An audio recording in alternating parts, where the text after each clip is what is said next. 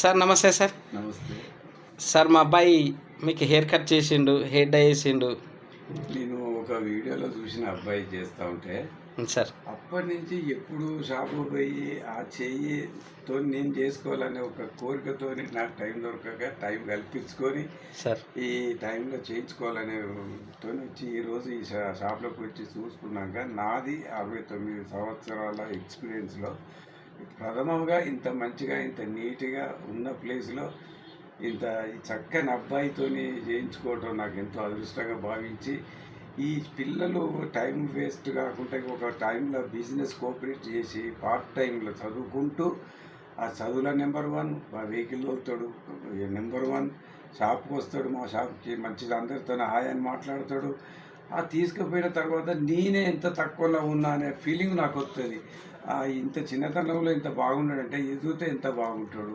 నాకు చిన్నతనంలో అట్లాంటి నాకు నేర్చుకోలేదు సార్. మీకు హెయిర్ డై వేసిండు తను, ఎక్కడ కూడా మీకు హెయిర్ డై వేసినట్టు కానీ అంటే షాంపూ వచ్చేసిండు, ఎక్కడ కూడా వేసినట్టు కూడా కనిపించట్లేదు. షేవింగ్ చేసుకున్న ఫీల్ లేదు.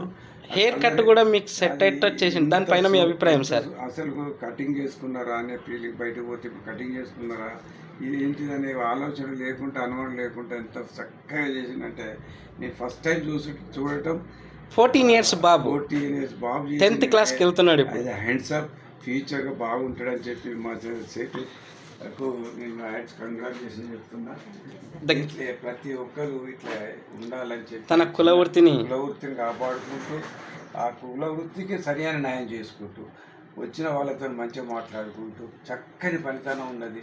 మరి ఒకసారి ఆయన సార్ మీరు ఒక ఎంఆర్సిపి స్థాపకులు, పెద్దవాళ్ళు, ఎంతోమందికి మీరు శిక్షణ ఇచ్చిన వాళ్ళు, ట్రైనింగ్ ఇచ్చిన వాళ్ళు, శిక్షణ తీసుకున్న వాళ్ళకు లైఫ్ ఇస్తున్న వాళ్ళు అనేక రంగాలుగా ఈ అబ్బాయి కూడా ఈ ఇందులో మంచి టాలెంట్గా ఉండాలని చెప్పి ఇదే పద్ధతిలో కొంచెం ఇంట్రెస్ట్గా ఉండి అటు ఎడ్యుకేషన్ ఉండాలి. ఎడ్యుకేషన్ తెలిసేంత వరకు ఎడ్యుకేషన్ ఉంటూ మళ్ళీ ఏదో జాబ్ అనేది అవసరం లేదు.